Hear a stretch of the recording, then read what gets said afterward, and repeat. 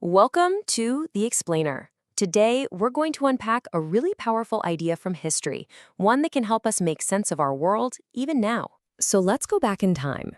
The year is 1861 in London. A famous preacher at the time, Charles Spurgeon, said this year would be notorious for being a year marked by calamities. And he wasn't kidding. It felt like the city was cursed, hit by one terrifying and sudden disaster after another, and people were, they were shaken to their core. So what was going on? The headlines were just filled with grim news. And a lot of it centered on this new marvel of the age, the steam train.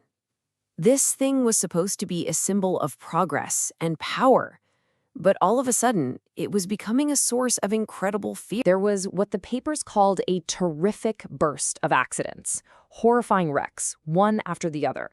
It all culminated in the Clayton Tunnel disaster. I mean, can you imagine? 2 trains colliding in the pitch dark. 23 people were killed, and hundreds more were injured. The public was absolutely stunned, they were grieving, and they were desperately searching for answers.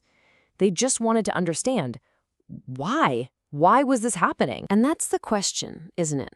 When you're faced with that kind of random, brutal horror, how are you supposed to make any sense of it? What do? Well, for a lot of people back then, it led them to a simple and maybe even a strangely comforting conclusion about the victims. Yeah, a simple explanation started making the rounds. The thinking was, look, these weren't accidents. They were punishments. The people who died, they must have been extraordinary sinners. Maybe they were traveling on a Sunday, a big no-no for some, or they were guilty of some other secret sin. The bottom line was, God was judging them. Simple as that. But that same preacher, Charles Spurgeon, one of London's most prominent figures, heard this popular explanation and he was just appalled. He saw it as cruel, as totally illogical. So he pushed back with a really direct question. He basically asked, so were the victims greater sinners than all the other sinners in London? And his answer was a resounding, I tell you, no. And he didn't just leave it at that. Just days after that horrible crash, Spurgeon gets up and delivers what he himself called his most energetic protest against this whole superstitious idea. He wasn't just going to wave it away. No, he was going to launch a full-on logical attack and dismantle it, piece by piece. And he did it with pure logic. First, he said, it's just demonstrably false. We all know good people suffer terrible things. Second, it encourages spiritual pride in the survivors, right? This smug feeling of, well, I survived, so I must be better. Third, it's just incredibly cruel to the grieving families. He even called it a pious fraud, basically using a lie for what you think is a good cause.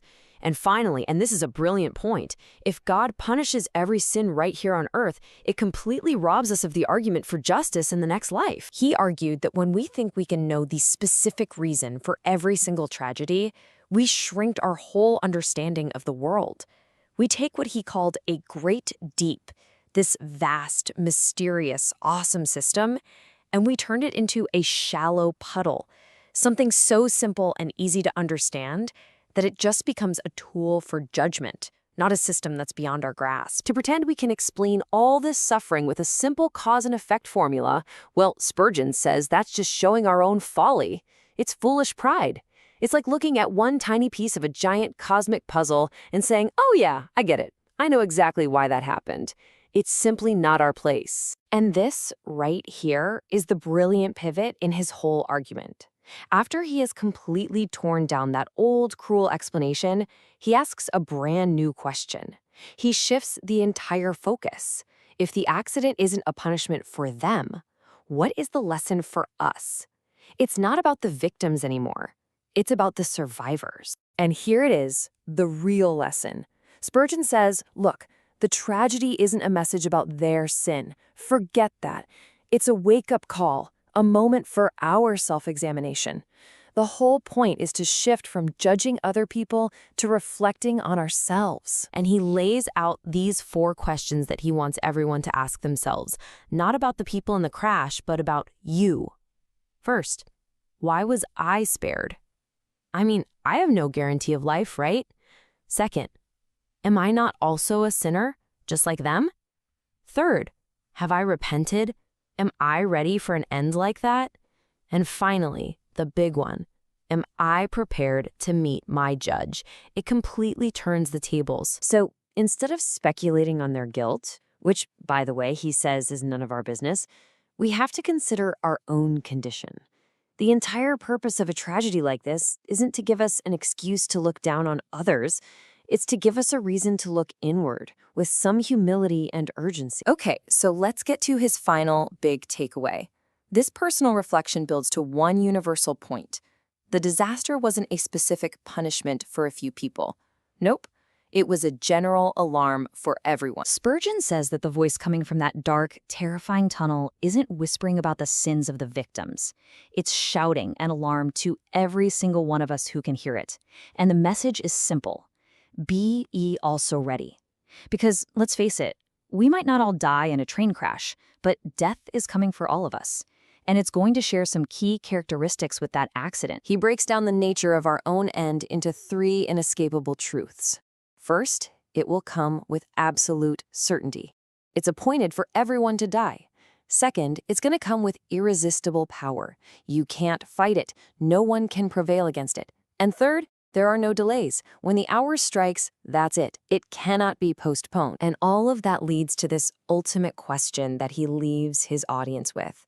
A question that really, it transcends time and specific beliefs.